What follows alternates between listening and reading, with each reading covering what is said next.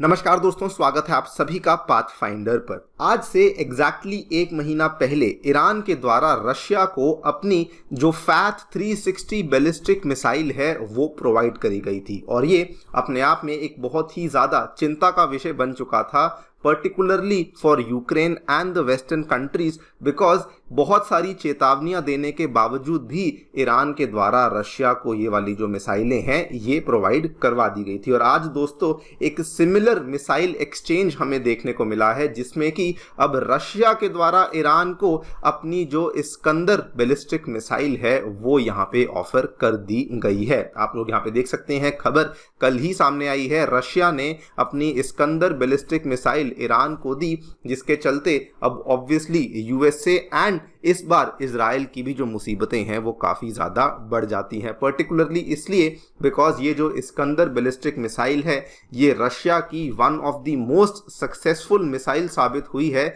Against Ukraine में कई सारे टारगेट्स को रशिया के द्वारा इसी मिसाइल के द्वारा डिस्ट्रॉय किया गया है। रिसेंटली भी अगर आपने देखा होगा तो यूक्रेन की पोर्ट सिटी में एक यूरोपियन एम्यूनिशन वाली शिप थी, उसको डिस्ट्रॉय किया गया था, उसको भी इसी इस्कंदर मिसाइल के द्वारा डिस्ट्रॉय किया गया था। एंड उसके पहले भी अगर आप देखें तो अमेरिका के द्वारा जो सप्लाई किए हुए हिमार्स यूनिट्स थे उनको भी डिस्ट्रॉय करने में रशिया की यही इस्कंदर मिसाइल थी, जो कि बहुत ज़्यादा उनके काम आई थी। और अब वही वाली जो मिसाइल है वो रशिया के द्वारा दोस्तों ईरान को सप्लाई कर दी गई है। एंड इससे जो ऑलरेडी इतनी टेंशन्स चल रही थी मिडल ईस्टर्न एरिया में, वहाँ पर टेंशन्स ऑलरेडी और ज़्यादा बढ़ चुकी हैं। हमने जस्ट परसों ही देखा था कि बताया गया था ईरान के द्वारा शायद एक न्यूक्लियर बॉम्ब की टेस्टिंग करी गई है, और अब हम लोग देख रहे हैं कि रशिया के द्वारा अब ईरान को जो नई मिसाइलें हैं वो भी यहाँ पे सप्लाई कर दी गई हैं, बिकॉज टेंशन्स रुक नहीं रही हैं, इनफैक्ट रुकने की बजाय और ज़्यादा बढ़ती जा रही हैं। तो हमें अब एक नया मूव देखने को मिला है, जिसमें कि यूएसए और कई सारी जो अरब स्टेट्स हैं वो अब पहुंच चुकी हैं ईरान के पास और उनको बोल रही हैं कि प्लीज़ युद्ध विराम कर दीजिए, सीज फायर कर दीजिए on all the war fronts. ये सरप्राइजिंग इसलिए बन जाता है बिकॉज टेक्निकली जहां यूएसए को इजराइल के पास जाना चाहिए था वहां पर वो इजराइल के पास नहीं बल्कि वो ईरान के पास जाकर के सीज फायर के लिए रिक्वेस्ट कर रही है। बात करेंगे दोस्तों इन सभी डेवलपमेंट्स के बारे में, क्या है ये मिसाइलें जो कि रशिया के द्वारा ईरान को दी गई हैं, एंड मोस्ट इंपॉर्टेंटली चर्चा करेंगे कि आखिरकार अमेरिका ईरान के पास सीज फायर की रिक्वेस्ट करने क्यों पहुंचा है। आइए शुरू करते हैं मेरे साथ। मेरा नाम है अनिरुद्ध। यदि आप लोग हमें फॉलो करना चाहते हैं, हमारे लेक्चर्स के अपडेट्स को प्राप्त करना चाहते हैं, तो यहाँ पर दिए गए टेलीग्राम चैनल्स के माध्यम से ऐसा कर सकते हैं। दोस्तों आगे बढ़ने से पहले बताना चाहूँगा कि अनअकैडमी का जो नया क्लासरूम सेंटर है वो अब बिहार की राजधानी पटना में आ चुका है। साथ ही में हमारे ऑफलाइन सेंटर्स नई दिल्ली के करोल बाग, नई दिल्ली के मुखर्जी नगर एवं उत्तर प्रदेश के प्रयागराज में आ चुके हैं। इन सभी सेंटर्स में दी हुई डेट्स के ऊपर आपके लिए जीएस बैचेस को शुरू किया जा रहा है। एंड जीएस बैचेस के साथ साथ इन्हीं सेंटर्स में सीसैट, ऐसे writing classes, current affairs coverage and test series जैसी सेवाएं भी अवेलेबल करवाई जा रही हैं। मेंटरशिप की आवश्यकता है आपको तो आप लोग हमारे सेंटर्स को विजिट कर सकते हैं या फिर नीचे दिए गए फोन नंबर्स पर फोन भी कर सकते हैं। Free study material, Unacademy magazine जैसी चीज़ों को प्राप्त करने के लिए आप लोग हमारी एप्लीकेशन डाउनलोड कर सकते हैं। इसका लिंक भी डिस्क्रिप्शन बॉक्स में नीचे दिया गया है। ऑल राइट, सो रिसेंटली पिछले महीने सितंबर में हमें देखने को मिला था कि रशिया और ईरान के बीच में एक न्यूक्लियर डील के टाइप साइन करी गई थी, जिसमें कि रशिया के द्वारा कहा गया था कि कुछ न्यूक्लियर सीक्रेट्स हैं जो कि ईरान को दिए गए हैं, एंड बदले में ईरान के द्वारा रशिया को फतह 360 बैलिस्टिक मिसाइल्स ऑफर करी गई हैं, जिसके माध्यम से वो यूक्रेन के ऊपर और भी ज़्यादा अटैक कर सकते हैं। अगर मैं फतह 360 मिसाइल सिस्टम की बात करूं तो ये एक ऐसा मिसाइल सिस्टम है जिसकी रेंज तो बहुत ज़्यादा नहीं है, लेकिन इसमें आप लोग ऑलमोस्ट 150 किलोग्राम तक का जो वॉरहेड है वो यहां पर लोड कर सकते हैं। एंड रशिया के लिए ये स्ट्रेटेजिकली बहुत ही ज्यादा एडवांटेजियस बन जाता था, बिकॉज अगर उनको यूक्रेन में जो क्लोज रेंज वाले टारगेट्स हैं उनको डिस्ट्रॉय करना था, तो उसके लिए ये वाला जो मिसाइल सिस्टम है वो बहुत ज़्यादा यूजफुल साबित हो जाता है। खैर, ये डेवलपमेंट पर्टिकुलरली बहुत ज़्यादा कंसर्निंग थी for the western countries, mainly UK and US, because इन्होंने बहुत चेतावनियां दी, लेकिन उन सभी चेतावनियों देने के बावजूद भी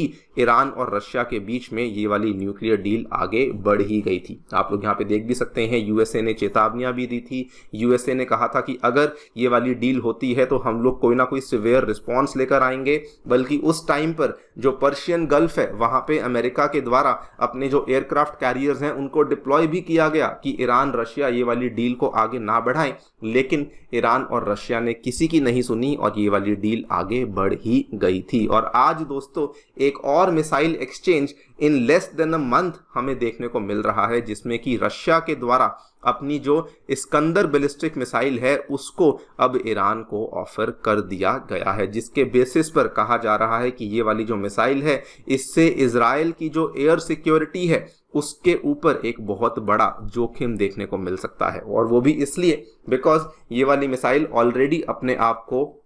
प्रूव कर चुकी है, बिकॉज इसने यूक्रेन वाले युद्ध में यूक्रेन की कई सारे शहरों को बहुत बड़े तरीके से डिस्ट्रॉय किया है। रिसेंटली भी यूक्रेन की जो सिटी पोल्टावा है वहां पर मैसिव डिवास्टेशन करी गई थी, इसी मिसाइल की मदद से रशिया ने करी थी, जिसमें कि 50 से भी ज़्यादा लोग मारे गए थे और कहा जाता है कि 219 से भी ज़्यादा लोग थे जो कि यहाँ पर घायल हो चुके थे। और इसका पहले भी मैं आपको ब्यौरा दे चुका हूँ कि किस तरीके से इसी एक इस्कंदर M मिसाइल की मदद से रशिया के द्वारा यूक्रेन की कई सारी और भी इंफ्रास्ट्रक्चर है जिसको कि डिस्ट्रॉय कर दिया गया है। अगर मैं इस मिसाइल की बात करूं, इसका जो पूरा टेक्निकल नेम है इसे कहा जाता है 9K720 इस्कंदर। इसकी रेंज ज़्यादा देखने को नहीं मिलती, लेकिन द थिंग इज कि ये एक बैलिस्टिक मिसाइल है और इसकी जो स्पीड है ये बहुत ज़्यादा देखने को मिलती है, जिसकी वजह से ये बहुत घातक बन जाती है एंड कोई भी एयर डिफेंस सिस्टम अपने आप को बेसिकली इस मिसाइल से बचा नहीं पाता है। बताया जा रहा है कि ये वाली जो मिसाइल है ये रशिया के साथ साथ अर्मेनिया, अल्जीरिया, बेलारूस के द्वारा भी इस्तेमाल करी जाती है। ये दोस्तों आप लोग देख सकते हैं, ये इस मिसाइल की यहाँ पे फोटो है। बहुत ज़्यादा बड़ी मिसाइल नहीं है, लेकिन बहुत इफेक्टिव मानी जाती है because of its speed and because इसमें इवन दो वॉरहेड बहुत छोटा रहता है, लेकिन इसकी जो डिस्ट्रक्शन करने की कैपेबिलिटी है वो बहुत ज़्यादा देखने को मिलती है। इसकी और भी स्पेसिफिकेशंस आप लोग देख सकते हैं कि इसमें 6 तरह के वेपन्स इंटीग्रेट हो सकते हैं, जिसमें थर्मो न्यूक्लियर वेपन, सब म्यूनिशन, पेनिट्रेशन, ये सारे के सारे फीचर्स आपको देखने को मिल जाते हैं। अब प्रॉब्लम यहाँ पर क्या हो रही है कि चूंकि ईरान जो है वो रुक नहीं रहा है, दूसरी तरफ इजराइल भी यहाँ पे रुक नहीं रहा है, और इवन दोनों ही कंट्रीज ना तो वो अटैक करने से रुक रही हैं, ना ही वो अपने वेपन्स का जो स्टॉक है उसको बढ़ाने से रुक रही हैं। तो अब फाइनली यूएसए ने फैसला लिया है कई सारी अरब स्टेट्स के साथ मिलकर के कि वो ईरान को अप्रोच करेंगे, इनफैक्ट अप्रोच करना शुरू कर दिया है कि प्लीज सीज फायर करिए on all the war fronts because situation out of control हो चुकी है। ये वाली खबर टाइम्स ऑफ इजराइल की है, जो कि दोस्तों आज मॉर्निंग में ही हमें देखने को मिली है। आप लोग यहाँ पे देख सकते हैं, यूएसए ने अप्रोच किया है ईरान को। यूएसए ने अपने इस इनिशिएटिव के बारे में इजराइल को भी लूप में रखा है, लेकिन इजराइल ने साफ साफ बोल दिया है कि हम लोग इस इनिशिएटिव का हिस्सा नहीं होने वाले हैं। आपको ईरान के साथ बातचीत करनी है तो करिए। इजराइल ने इस चीज को लेकर कोई भी एक्नॉलेजमेंट सामने पेश नहीं करी है। एंड द रीजन कि अमेरिका के द्वारा इतना बड़ा स्टेप लिया गया है, अब आप डेवलपमेंट्स को देखिए किस किस तरीके से हो रही हैं। पिछले साल जब अक्टूबर 7, 2023 को ये युद्ध शुरू हुआ था, उसके कुछ ही दिनों के बाद हिजबुल्लाह के द्वारा दोस्तों इजराइल के ऊपर रॉकेट्स दागने शुरू कर दिए गए थे। और आज भी हिजबुल्लाह का स्टैंड यही है कि वो तब तक नहीं रुकेंगे जब तक इजराइल नहीं रुक जाता। यानी कि हिजबुल्लाह का कहना है अगर इजराइल सीज फायर करेगा तभी जाकर के हम लोग सीज फायर करेंगे। इजराइल की बात करें, वहां पर तो हमें बिल्कुल क्लियर कट उनका जो स्टैंड देखने को मिलता है कि हम लोग तो जी नहीं रुकने वाले हैं। बल्कि पिछले 4-5 दिनों में सबसे पहले तो इजराइल के द्वारा लेबनान में ग्राउंड इन्वेजन शुरू कर दी गई। उसके बाद उन्होंने केवल ग्राउंड इन्वेजन नहीं बल्कि बेरूत के ऊपर भी अब एयर स्ट्राइक्स कैरी आउट करनी शुरू कर दी हैं, और उन्होंने खुलेआम बोल दिया है कि हम लोग तब तक नहीं रुकेंगे जब तक हिजबुल्लाह कंप्लीटली खत्म नहीं हो जाता। बिकॉज यहाँ पर किसी भी तरीके से कोई भी जो पार्टी है वो रुकने को तैयार नहीं थी, इसीलिए यहाँ पे अमेरिका अमेरिका के द्वारा अब फाइनली ईरान को अप्रोच किया गया है। क्या शर्तें होंगी, क्या है वो नहीं सामने आ रहा, लेकिन अभी लेटेस्ट डेवलपमेंट यही है कि यूएसए एक बहुत ही मेजर इनिशिएटिव ले रहा है जिसमें कि वो ईरान को अब अप्रोच कर रहा है सो दैट ये वाला युद्ध यहाँ पे रोका जा सके। इजराइल के द्वारा तो स्टेटमेंट ये तक दे दिया गया है, उन्होंने कहा है सीज फायर छोड़िए जब तक हेजबुल्ला जो है वो इस लिटनी रिवर के पीछे नहीं चला जाता, यानी कि इतना जो पार्ट है लेबनान का, जब तक हिजबुल्लाह उस पार्ट को छोड़ नहीं देता, बॉर्डर के पूरे एरिया को खाली नहीं कर देता, हम लोग हिजबुल्लाह के खिलाफ अपना जो युद्ध है वो जारी रखेंगे ही रखेंगे। तो आप लोग यहाँ पे देख सकते हैं क्लियरली कि इजराइल की इंटेंशंस क्या हैं, एंड यही रीजंस हैं कि ये जो इजराइल और लेबनान के बीच में जो प्रॉब्लम्स हैं ये दोस्तों रुकने नहीं वाली हैं। देखते हैं क्या होता है आगे बढ़ कर के, ईरान का क्या स्टेप है, रशिया का क्या स्टेप है, जो भी डेवलपमेंट्स होंगी आपके सामने पेश करेंगे। Thank you so much for listening, stay tuned and